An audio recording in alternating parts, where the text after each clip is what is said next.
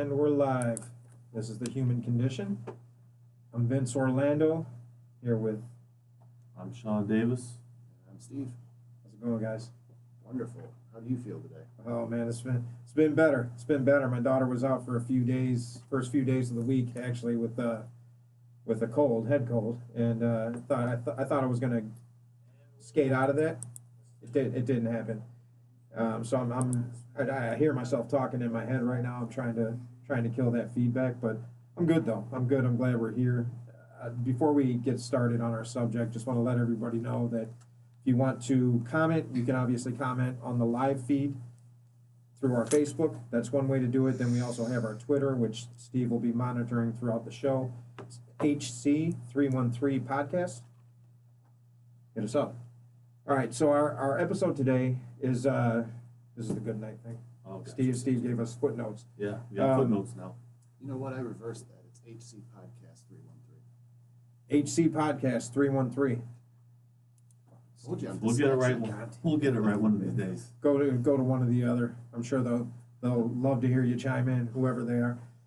So today's episode is impermanence. Impermanence is one of my favorite subjects. It was. For me, it was the step beyond acceptance, the step beyond non-attachment. So just to break it down, impermanence in the Buddhist tradition, and I think it's pretty self-explanatory in the name, says that all things are impermanent. Everything within the realm of phenomena, meaning our lives, are impermanent. We can look at this logically and we can say, well, that's absolutely true. We're going to die. We grasp onto all these things and we cling to them throughout our lives, like our marriage, our children, our jobs, our relationships. We cling to these things for dear life, but they're going to go away. They're going to go away. So in the Buddhist tradition, this would be called attachment. This is where human suffering stems from.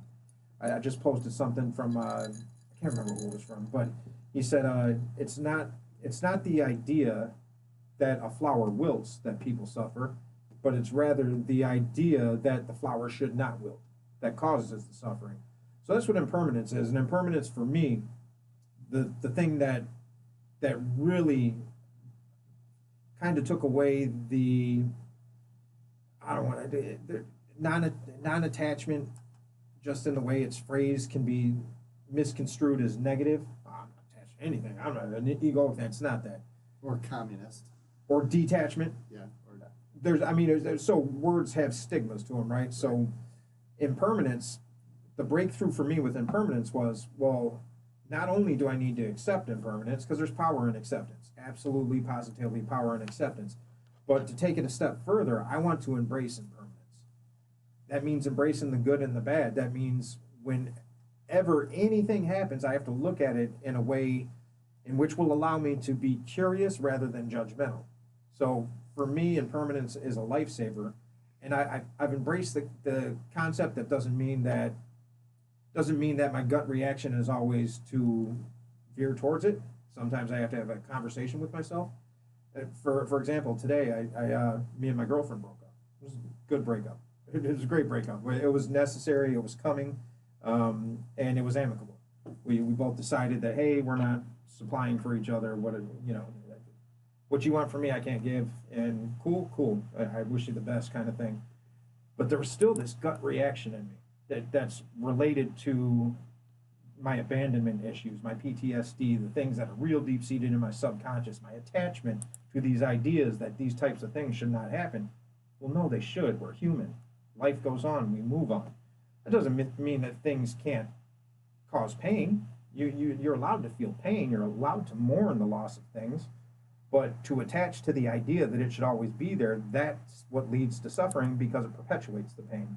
Pain's natural. You got to take it at face value, and the Buddhists will say, be grateful for your pain. Yeah, it's never going to go away. There's always going to be something to cause suffering. But what you're pain. going on is something's always going to cause pain. And the you cause the suffering.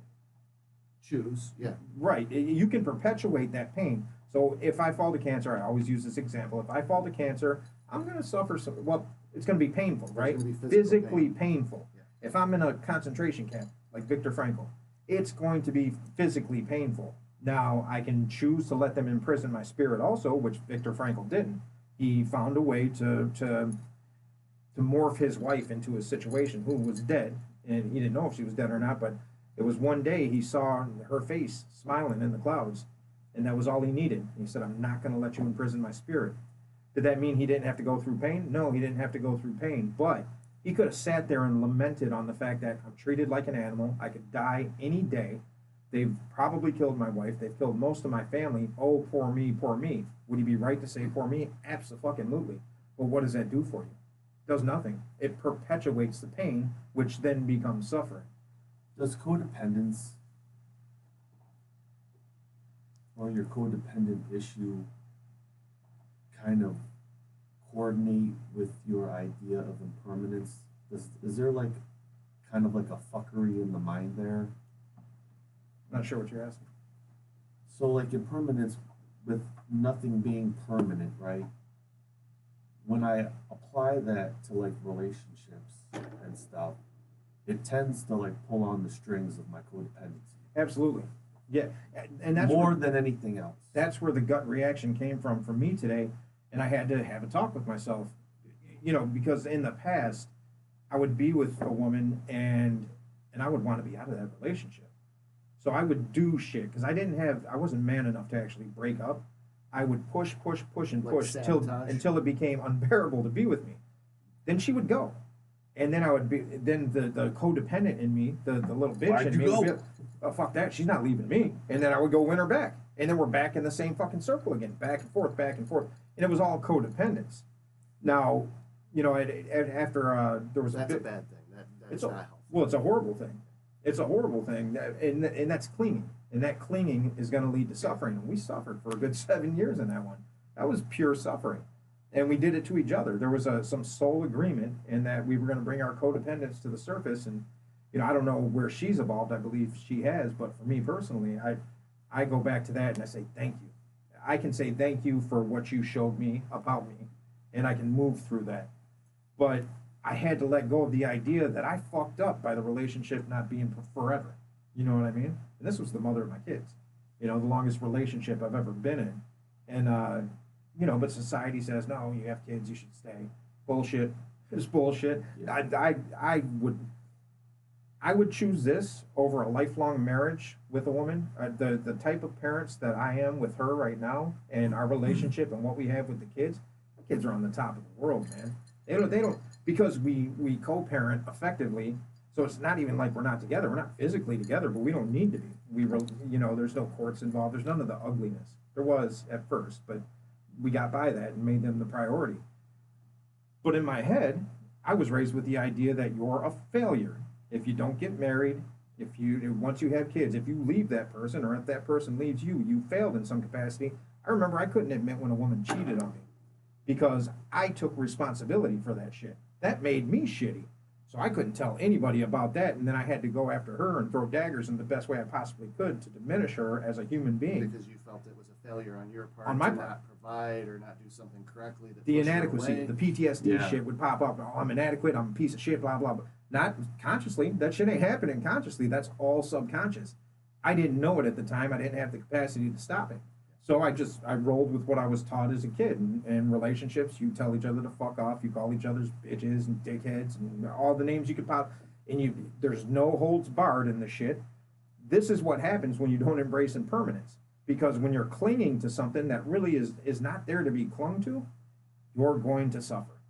And I think going off of what you were striving for, just their codependence and impermanence, a thing that I was picking up on is sort of, you can also be attached to the idea of perfection. Not just something changing, but striving for something that is perfect, and the second that it's not perfect, wanting to get rid of it. Well, and that is attachment. Because perfection... That's part of codependence, that's part of it all. I mean, it all boils down to attachment. So we get attached to these ideas. Now, we're not responsible for the ideas that we believe when we're children. We don't have a moral compass. Everything's being from the third trimester until you're 3 years old. You're being programmed with information. And it's the ironic part, though, is this is when, as a parent, you think, oh, they don't hear me. They don't hear me. That's when they need that shit the most, because that's the programming. And then you spend your entire life unlearning those first 3.25 years, because that's what's programming. Now, you don't even know. So only 5% of our brains operate in a conscious manner. 5% of our day is dictated by the conscious part of our brain. The other, and they've done studies on this and checked the neurons in the prefrontal cortex and the rest of the brain. So it's 400 million to 40,000 neurons per second. That's our conscious to our unconscious brain. So when you get stressed, when you get angry, when you do any of these things that limits your ability to have conscious thought, you go into autopilot. What's in autopilot? The bullshit. It's in, that's where, and that's not saying your parents were bad, but they didn't know not to fight in front of you. You know what I mean? And if you don't have certain skills that were given to you or figured out, coping mechanisms, things like that, you just fall back into old habits. The pattern. I didn't know that in the relationship with my kid's mother, and now I'm a study on this shit, right? So I can look at it, and I see the pattern she was repeating, and I see the pattern that I was repeating. Now, the way that I got out of ever having to admit that I was perpetuating this pattern was, well, I wasn't going to punch you. And I was like the girls that I subconsciously sought out would punch me in the face quick. You know what I mean? They were fighters. So when I started to throw my daggers, because I thought I could say anything I wanted because I'm not hitting you, right? But that's the emotion shit. That's way worse. The damage you do to a person when they believe that shit. And I didn't know till later on, after we got good with each other. She's like, well, you said this, this, and this. I'm like, and I remember asking her, I'm like, you really believe that? Of course you fucking believed it. I said it. You know what I mean? And you're in this intimate relationship. But I had a point to that, and then I skewed off on the whole thing. What was the initial point? I can't remember. It was probably a really good point. It was probably really good, and it'll probably come back. But perpetuating cycles. That's what it was about. It was perpetuating cycles. And now that I look at it, I see she was acting in the way that she was acting because she needed to fix that in her. And she was presenting me with, in her behavior, a way to bring out what was flawed in me that I needed to work on. But it took me years to get to the point where I could look at that and this is radical forgiveness, say thank you.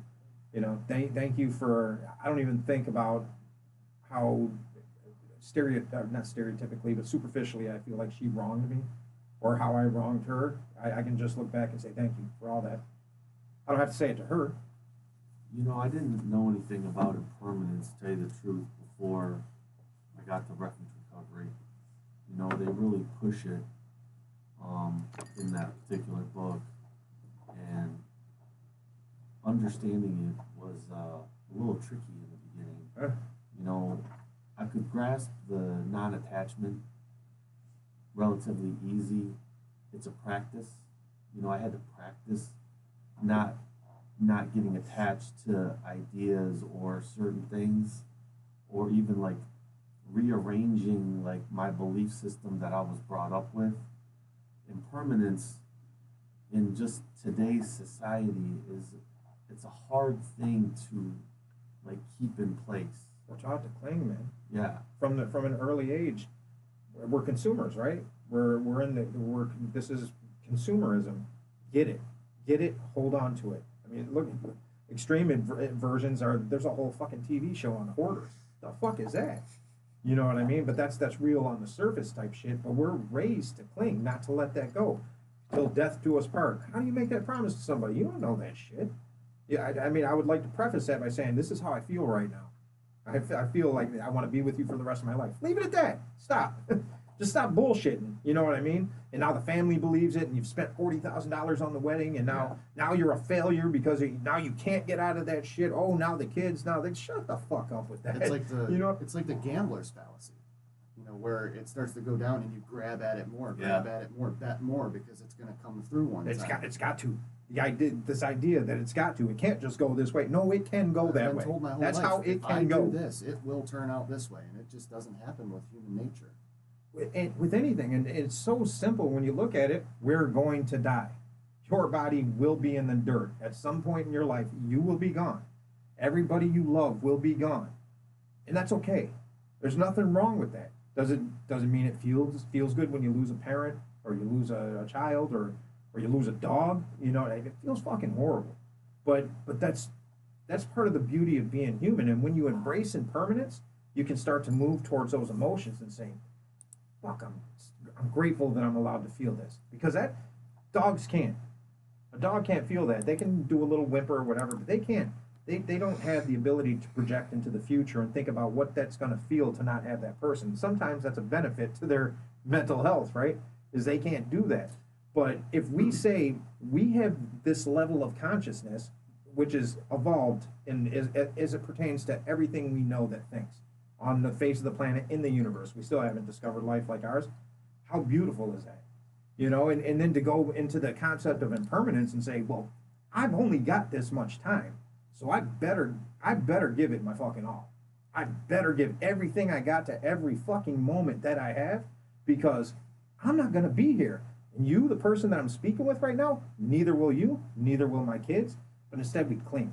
And then when the shit goes away, you're devastated. People kill themselves. They you know what I mean? They kill themselves. I think a lot of times it gets more dramatic when you have built something in your mind that might be a little delusional, or you know, when the codependency becomes so ingrained, like that particular type, like you let that person go, or that relationship breaks apart, or you know, the void, rather than saying like what fills that void should be spiritual something, God, whatever you want to call it. Instead, the void, like you dwell on the void. Because you think about it all the time. To you, it's all you feel. It's what there is. It's the truth. Right. And so, like, my mind is now plagued with this void as well as my heart. Mm-hmm. And all of a sudden, like, impermanence isn't coming to... Not even thinking about it. No. But no, what about how I feel? Right. What about this? This is the only real thing happening right now. And as much as it's true, it doesn't serve you. No. It doesn't serve you at all.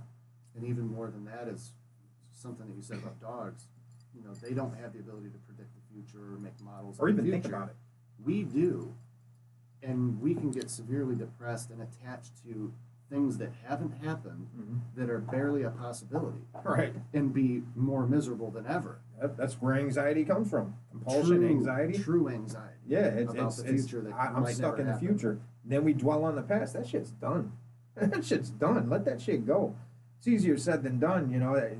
I know that I was accused of being selfish when I was able to truly walk away from the things where I feel like I've wronged people in my past, and we all do it, right? But I was able to truly walk away. For a long time, I couldn't, and it kept me in that PTSD bender cycle, you know, because I would pretend that it didn't hurt me, and then all of a sudden, my brain would just fucking explode, and I'd seek escape. But it's because I came back and tried to fix something that didn't need fixing. Like, our relationship doesn't need fixing. I need to fix me. I need to be good for me. Otherwise, I'm no good for you. Otherwise, this pattern continues, and this is the shit we're stuck in. And as long as you accept it, well, you're just as guilty as I am. We're partners in this shit. You know, and I always talk, and I get a lot of shit for this, too, when we talk about the victim mindset. And, you know, there's women that'll say, and men, yeah, I was in a bad relationship for 10 years, and she or he was abusive. I was a victim. Oh, the fuck you weren't. You were the victim in that moment, but 10 years? There's a point, and I don't care if there's kids or anything. Let's just be real with ourselves and each other here. Like, there's a point where maybe living on the street is the better option.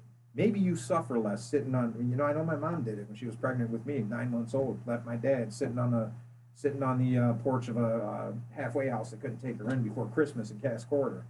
But she was better off. Because otherwise, maybe I get killed in her stomach. You know what I mean? Like, but if sometimes you just gotta go. If your belief system is ingrained, a lot of people are going to take that abuse, right? No, for a long time. That's the cycle, dude. Yeah. Because, well, I got married, and this is what married people do, and that religions that teach this shit. You can't leave your husband. What the fuck is? Even they're protecting child molesters in the case. What the fuck is this? Jesus is your teacher? Come on, man. It's insane. It's, you know, like Albert Einstein said, what's insanity? Doing the same thing over and over and expecting a different result. It's with this whole Trump shit and everything that's going on in politics right now. Everyone's so quick to point a finger. You're doing the same shit. The same shit that got him elected. The same shit he says is fake, and he can stand on the other side, and his followers can say, well, he's right, because look what they're doing. Same fucking shit. We're doing the same shit all the time, and I don't get how nobody notices it. But I do, because I didn't. It took me years, and I had to get traumatized, and I had to really, and it was my son and ketamine. Like I'll always talk, ketamine, my son, quantum physics led me into spirituality, and shifts started to happen to where I started to reevaluate myself. Didn't mean the work got easy, but I started evaluating myself, and I started saying, okay, maybe the way you've been doing it is wrong. How does that happen and we've talked about this before. How does that happen without the trauma? Trauma is a beautiful thing if you can take that from it. It's a necessary function, right? If you can't take that from it, you live in trauma. You kill yourself. You get medicated. You become a zombie. You seek escape through heroin or binge watching Netflix. You know what I mean? You seek escape, and you go from one pleasure to the next pleasure to the next pleasure, and then you wonder why you always feel empty. I remember I went out to, so there's no coincidence that I became an actor, right? I had to have everybody adore me. Was ignored by my mother. She was trying to survive. You know, for that she loved me and gave me what she could, but she was providing for the house. And then my dad, you know, when he was around, he was abusive as fuck. And then when he left, I became the man of the house kind of until my stepdad came around. And then at that point I was real rebellious. But and there was a point to that too. I keep going off on a tangent. What were we talking about before that? Impermanence. Yeah, well, I know. This head cold is kicking my ass. I've been thinking about this for a few minutes. This whole impermanence thing, it's really rooted in the Eastern philosophies like Buddhism and Sikhism and stuff like that. It's a really, really old idea. It's even before that. Heraclitus was the one that said, you know, everything is in flux, everything changes. The only thing, what did he say? That's a quote of his that I love. The only thing permanent is change. Yeah, that's Heraclitus. The only that's permanent, 3,000-year-old idea. Which is how can you not look at things, and we've been conditioned to believe that things should be forever. We were more like animals back in those days. We would accept death. It was a thing that came. People would sacrifice themselves. It was a noble thing to do. I'm not saying that's the right thing to do, but we weren't as attached to this idea that we should live till we're 80 with 2 picket fences and be in a marriage. And I'm not saying any of those are bad things. That's I'm not culture saying, that's too. Culture. That's a United States but I don't. thing. That's a Western culture. No, my ex was Ukrainian. She still is. She didn't change because we broke up, but she's Ukrainian. And very old school ideas about the knight in shining armor that's going to come and take care, and I'm going to cook and blah blah blah. That's all great. A girl from before that too. That shows my own inner codependence because I keep winding up in that. But that was the idea, and that's the idea in Sicilian culture too. You know, that's not what life is. And I teach my daughter. I'm like, you don't have to rely on anybody. You do you. Don't hurt anybody intentionally. Always tell the truth. Let the chips fall where they may. That's a golden rule, right? But this How do whole, you change a culture? you got to do it like I'm doing it. So first it starts with yourself, then it starts with your children, and then hopefully it trickles out. You write a book, maybe somebody grasps on. You can't change an entire culture, and I think that's the problem in politics. They come up there and they present these ideas. I can change everything. No, you fucking can't. Nor the people that voted for American values. You know what I'm saying? I love that. Truth is we don't have values. Make America great again. What I'm values just do like- we have? If you're on the land that we want, we're going to kill you. Let's talk about true values. Yeah. We don't have any. We're like pretty much every human being. We go with the flow. Well, there's We go with the flow, and then we there's try to- group values, and there's personal values. There was. There's really not anymore. I mean, they try to push, but it's all politicized and. I'm not saying they're good values, but there are. You know, there's ideas in this Yeah. culture that you go to work. You are successful if you go to work and you pay your bills. Right. That is a very American thing. Who wants to work though? I don't. I don't either. No, I like working. I just want to do what I want to do. I like doing this. If I were to hit the Powerball tomorrow and sit on I don't know what it is, but $400 million, I would work more. I would write more. I would shoot more movies. I would do more of this. I would do more I couldn't sit. You on do my ass more of what you love. of what I love. Yeah. Yeah. And I think I've done a pretty good job at pushing myself into a position where I'm doing a lot of what I love. It's not exactly where I'd like it to be yet, but I'm okay with the fact because on the flip side, impermanent. Yeah. This cold fucking sucks, right? It's gonna go away. It's gonna go away. I ain't gonna die. So why should I sit here and cry about it? You know, or why should I? You can still be miserable because of something, like we were saying earlier. Like there is a physical suffering. Right. And there is a mental suffering, and some of that mental suffering is a choice or a habit. Well, you know how you get out of that suffering is you move towards something that moves you. You have to So, recognize it first. I don't even know that I'm sick right now. Once in a while, I'll get this, but all I was doing was complaining when I walked in the door. Oh, this fucking head cold. But when I'm sitting here speaking about things that move me, it's not there. It'll be there when I leave, and I'm gonna go home, do the right thing, get some soup, and lay on the couch and cry. You know what I mean? But it doesn't have to make me suffer. I don't have to let it win. It doesn't have me leveled right now. Sure, that's okay. It's impermanent. It's gonna go away. But that's what I'm saying. It's a choice. It is a Part of choice. it is a choice. But you do have to recognize it first. You do.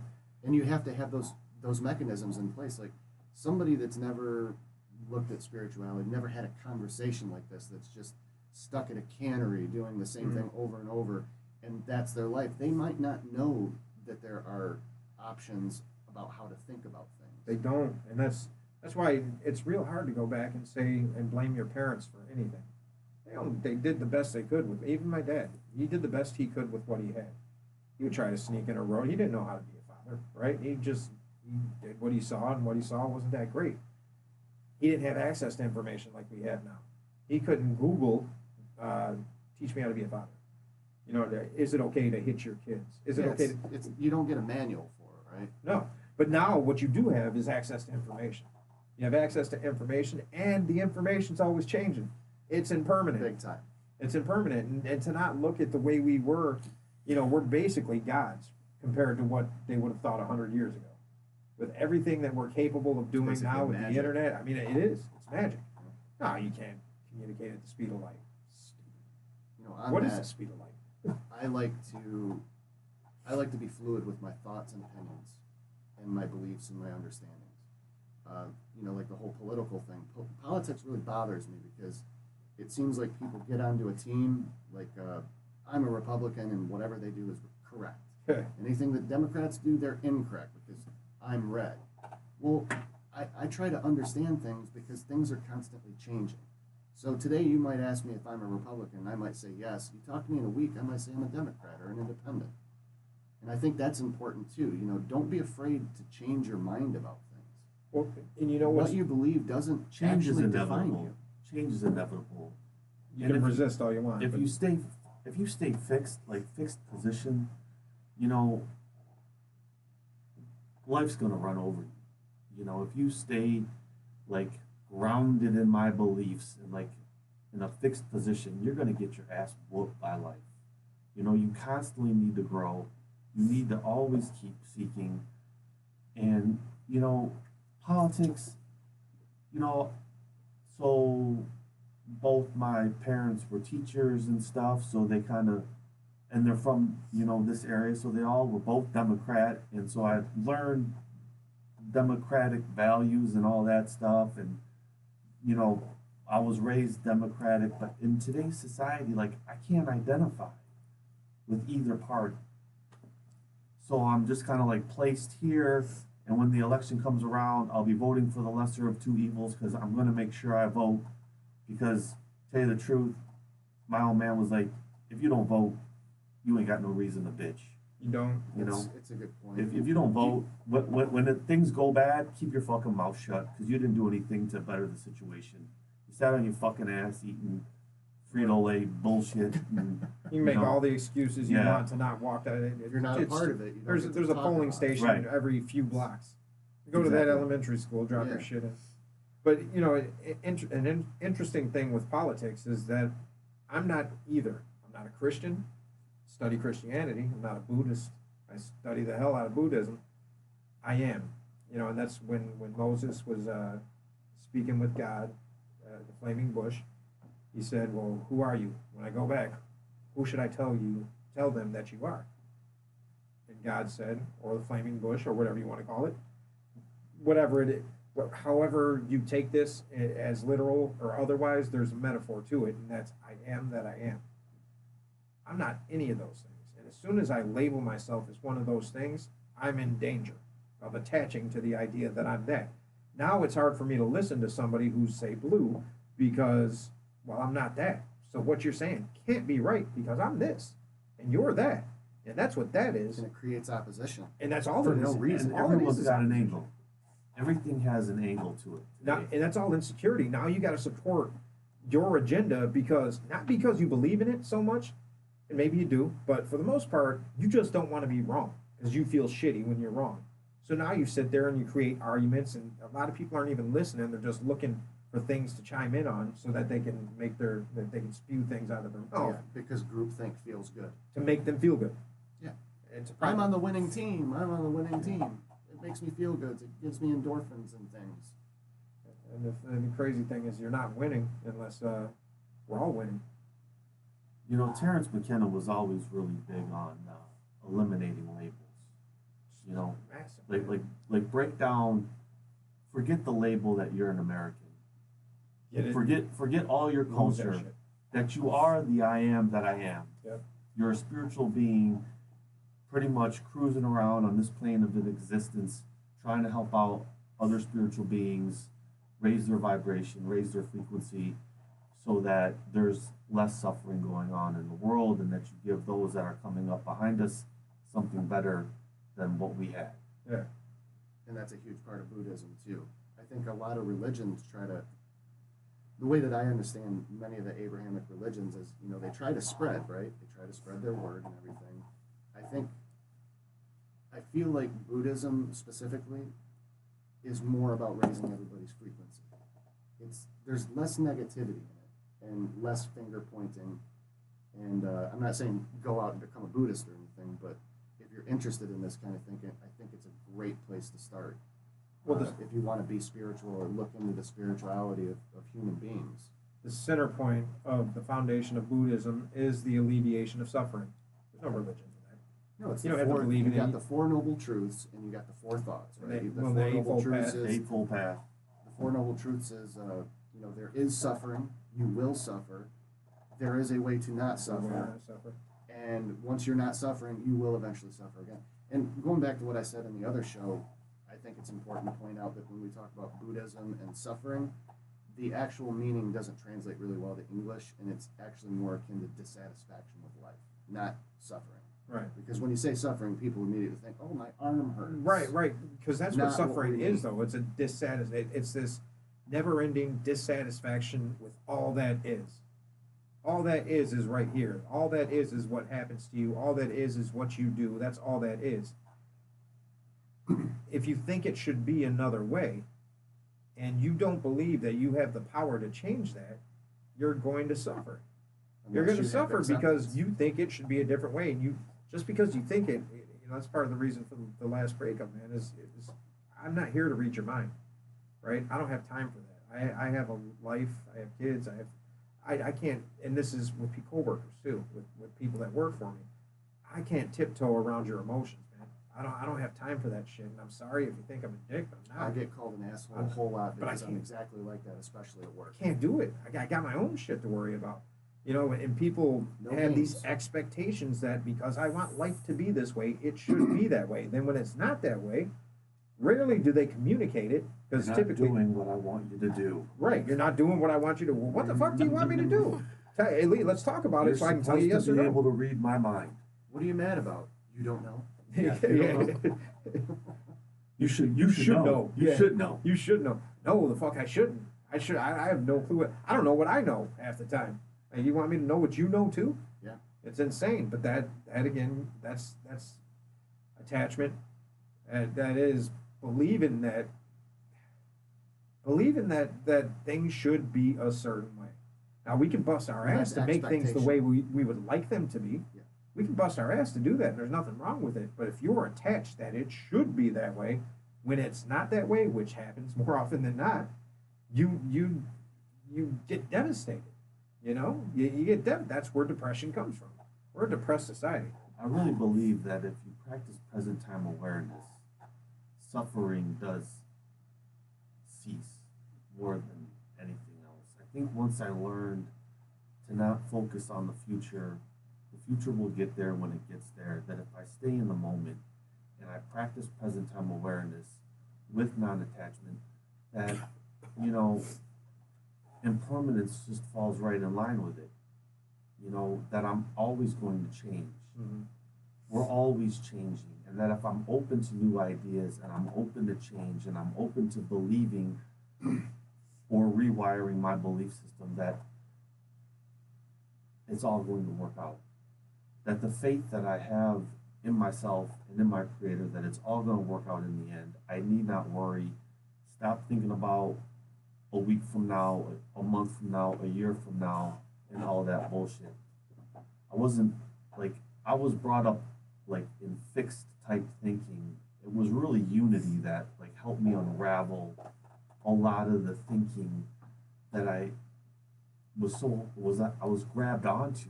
Yeah. You know, I was embedded in a lot of like bullshit thinking. It was your identity. Right. You'd worn this. You didn't know anything about it. I think there came a time where I was just like on a mission to seek. You know, that I wanted just like, I'm gonna go find out like what the fuck is out there. You know, and a lot of spiritual experiences. What kept you from doing that earlier? Was there a fear that you had? What was alcoholism? That was more of like a Band-Aid, right? Or No, escape. like I believe it was searching. That's what Carl Jung would argue, is that you've lost a part of yourself you're using, because you do develop this temporary connection to, it's fake, right? But all of a sudden you don't care about the fact that you feel isolated. You've now connected with your buddy. Alcohol. I think I got like once I really became physically dependent on alcohol, like it just, I was locked in. Like I'm a 24/7 drinker. Like I will not stop until I end up in jail, in the hospital, or God does some sort of whatever to bring me to my knees. But I can't break away from alcohol one shot, man.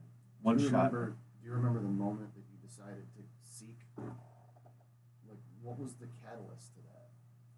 So I got sober, and my sponsor was like Church of Today, Jack Boland, all that shit. And then what happened was, he's like, dude, you're kind of fucked up.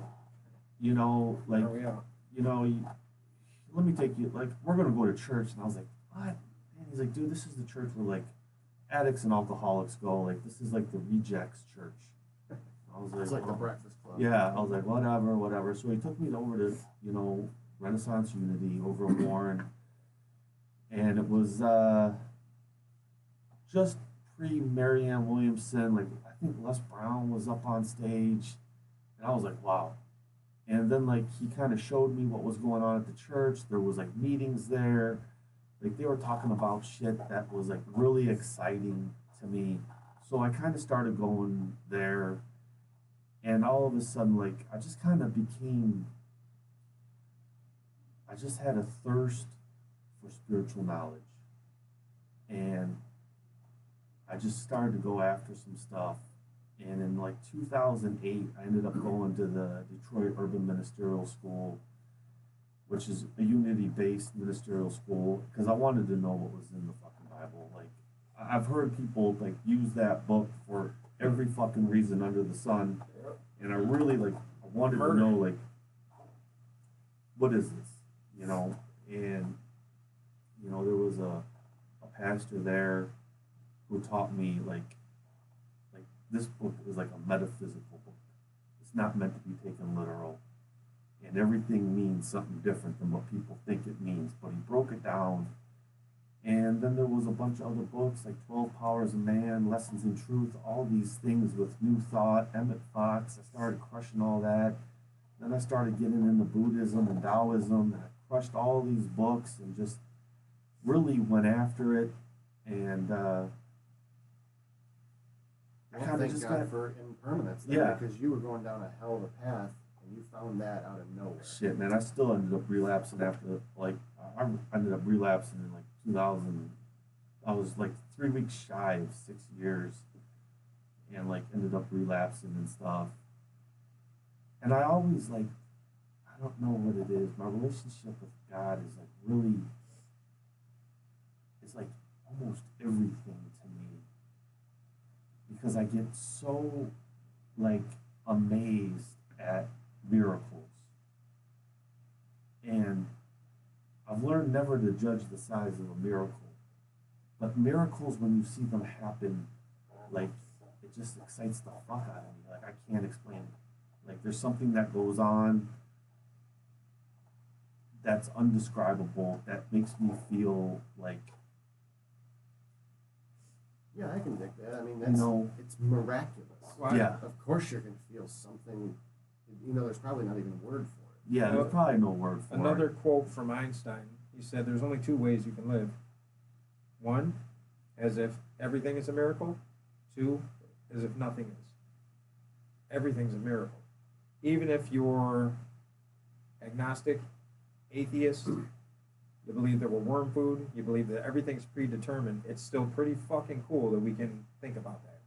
You know what I mean? Even if this is a process of evolution and there is no woo-woo to it, still pretty damn amazing. You know? Well, I think it can be amazing without being a miracle. I think it's all, that's what Einstein was saying. Everything's a miracle or everything's not. So even if it's just by chance that we landed in the habitable zone and that our axis is tilted at the right degree and gravity is laying down on the earth at within, it's like 1/1000th of a billionth of a billionth part to where things would start to fly off at the rate that we spin. That to me is a miracle. I don't care if it came from physics, which it probably did, but I don't think physics precludes a conscious creator. I think they can both coexist. I don't know if one does, but I know physics exists, but I don't know where that comes. But anyway, I got off track. But the point is that it's a miracle. It's a miracle that we can sit here and have these conversations, and then we look at all the other things that inhabit this planet with us. They can't. They can't. And there's some beauty to that. You know, they don't fear death. They walk through life, and then one day they get smashed because it's a bee and somebody wants them to. They don't think about it. They don't have to suffer. They just die. You know what I mean?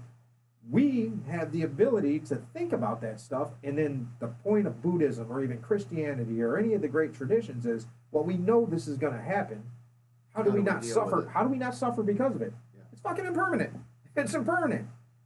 So be curious, more so than saying, it's got to be this way. Be curious. And that's what I had to revert to today because the breakup just happened today. And the gut response is the codependent, because I know I can say the right words and have that not happen. But that's not the right thing to do because it's not the right relationship to be in. But the codependent wants to chime back in and say some shit that'll make, because it's painful. And just draw it out even longer. Yeah, because oh man, I'm really hurting her, or I'm hurting me, and let me say some shit that'll alleviate this uncomfortable feeling. No, you got to go to impermanence and say, well, I really appreciate the time we had together. You know, and that's what you got to do with your parents, even if it's bad. I appreciate the time. That's radical forgiveness. I appreciate the time, whether we consider it good or bad. I appreciate the time we spent. It's a miracle that we encountered each other and we were able to share that time. I wish you the best. I wish you the best. You know, same with your dog. I know a lot of people trip out when their dogs get put down. You should feel emotional. The dog's gonna die. The flower. I had Him and the bees and the I flowers know. today. Dog's gonna die, man. and it's the truth. Like, that's the thing. And it doesn't make it any easier. Stop killing hypothetical dogs, then. I got to. I kill my kids sometimes, hypothetically. I shouldn't do that No, either. don't You do know? that. But that's really the amount of thought I want to put into it. It's like, okay, you talk this talk. Can you walk it? And I don't know yet. You know, I don't know. I did well today being able to say, oh, that I truly appreciate that time. There's no reason to drag this out because of this uncomfortable feeling right now. This was necessary. Now, if something happens to my kids, will I be that spiritual? I don't know. That's the one space where I know I can get level to my core. And you might find me in a pool of vomit 2 weeks later. You know what I mean? Like, I don't know. But I think about it because I want to be prepared, because it can happen. Do I want it to happen? Absolutely not. Do I want to die long before my kids? Absolutely. Can I predict that? No. Why should I dwell on it? And when you say, like, you want to be prepared, I know the same feeling. Obviously, like losing a parent or something, you want to be prepared for that thing. And I think what you mean by being prepared is not sitting there and thinking about it over and over and over. It's actually getting tools in place, coping mechanisms and things in your mind, spiritual or otherwise, impermanence. If you know so it's you're all able impermanent, to do it. Yeah, if you know it's all impermanent, it'll You can sting. prepare it in some way. But you can say, I don't know what that purpose is. Might not be any. You know, I'm going to go cry for a little bit. I need my space. I need to get out of here. I need to think about some things. I'm going to come back to life. I'll see you guys back in life. You know, and I know if I were to pass, I want my kids to move on. I want them to move on. That's natural. Right. So why do we cling? We know why we cling. We're programmed to cling to everything. Cling to ideas, cling to the television, cling to your favorite characters in a show, cling to the life you wish you had.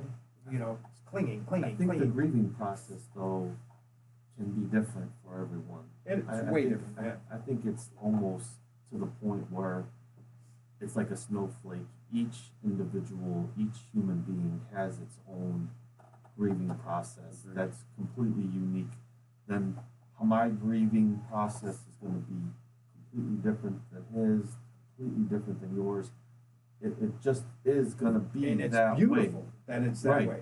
If we can look at each other and quit saying, well, yours should be the same as mine. I mean, no, I just find it fucked up how people judge other people's grieving processes. Yeah, It's like, what the fuck, dude? no, that's how they're doing it. You know, like, I don't, it baffles me sometimes. You know, you just got to let people do what they're going to do, you know?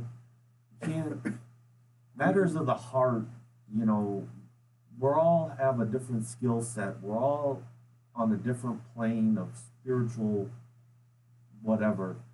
How I react and how I'm going to heal is going to be however God and I figure that shit out.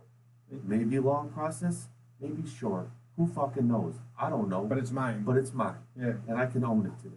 And you know what's... I don't think it's a choice either. Right. Yeah. Well, It's it one is. of those things that just happens. Like I'm not going to be able to choose how I want to heal with my grieving process. or like, how you're going to feel if You can- no, you passes. can- this isn't going to hurt. No, it's going to hurt. That shit's going to hurt. But that's the thing. Accept it. Embrace it. Fuck. I know it's coming. I know I'm going to hurt. I know tragic things are going to happen in my life. I know it already. So let me just take it in. Take it in for what it is. Easier said than done. Way easier said Easier than said than done. I've gotten good at it. I've been a Christian apostate for, I don't know, a decade. I've been studying spirituality and Buddhism for many years, as you know. And a couple years back, my mother killed herself. And That's painful. even with all the preparation that I thought I had and all the tools that I thought I had and all the strength that I thought I had, I was absolutely fucking devastated. And there was no arguing my way out of it. There was no positive thinking. Nothing did it for me. If you get to the root of why you get devastated, and that's what I learned in cognitive processing therapy, and that's why I'm on the other end of PTSD, that pattern, because I will ask myself first, real objectively, what just happened? Here's the truth of the matter. This person died. How do you feel about it? Extremely sad. I want to kill myself. I want to die now too. Hold on.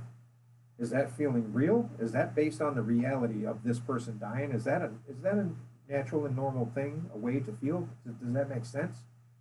And when I got the ability to ask myself these questions, I could always go back, and it was always tied to something in my subconscious. And it was always tied to an idea that I was attached to.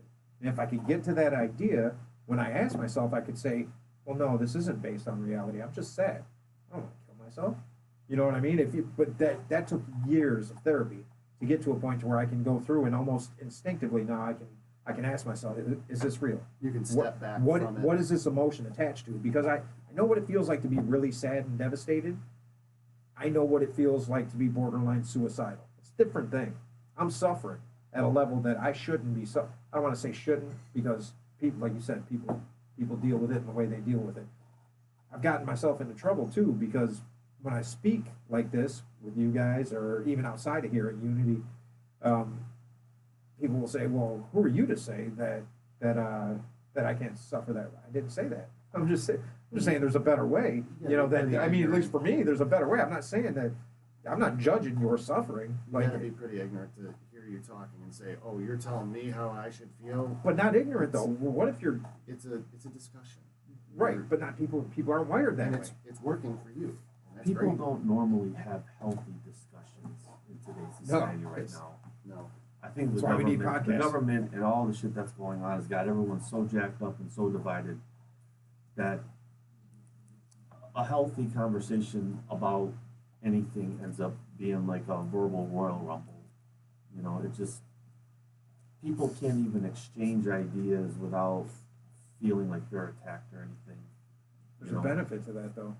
So if there's a benefit to Trump and everything that's going on there, there's a benefit to the extreme right, the extreme left. It's very uncomfortable to have to go through it. But if you're one of those people that have been complacent, you haven't really said your piece. Well, now you got to kind of for me, I got to force myself to be a light because I was part of the fuck him. He's an asshole. He's this. He's an idiot. He's this. And there was great justification to say all of those things. Was I helping anything? No, I was fueling that fire. Flip side of the same coin. It's easy to stand behind the guise of virtuosity and punch people as a result of that. What you got to ask yourself is, am I really just a son of a bitch that wants to punch somebody? And that's the truth. Like, that's what you really have to ask yourself. Am I really just a son of a bitch that gets off on punching people? And I've found my reason now.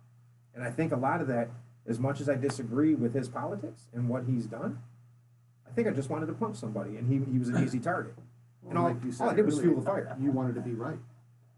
And bandwagoning is very easy to I wanted be to right. feel right. Bandwagoning is I didn't want to be right. I wanted to feel right. And I felt right because I disagreed with what he did. But the way that I was going about it was only, okay, you're all attacking me. You all lie about me.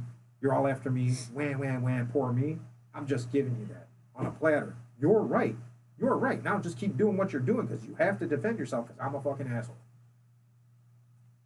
Impermanence. Yeah. You know what I mean? On impermanence and what you were just talking about, people not being able to have like good hearty discussions that are nice or anything like that. Anytime Shut I up, get Steve. into conversations, I like to ask myself, am I listening?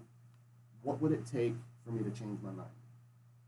I love asking myself that because there's a lot of people that they just will not change their mind, and it means that they're just blasting words at you. They're stuck. They're not there to listen to you or learn anything from you, or perhaps you mentioned something. I like to be the person that if you mentioned something cool that I hated at first, but you said it in such a way, I like to be able to say, damn it, I feel like I was wrong. I feel like I'm going to get rid of the way that I thought. Or I'm going to look take some of that shit up. Yeah, that's you too know? interesting to ignore. Well, we're going to have to look shit up now because we could go on for another hour, but we've reached the end. Thank you for keep the questions coming, the inboxes. We enjoy it. Show ideas. Again, if you want to reach out to us, you can do it on Facebook or 313HC. Yeah, We'll figure it out, man. Thank you. Thank you for tuning in.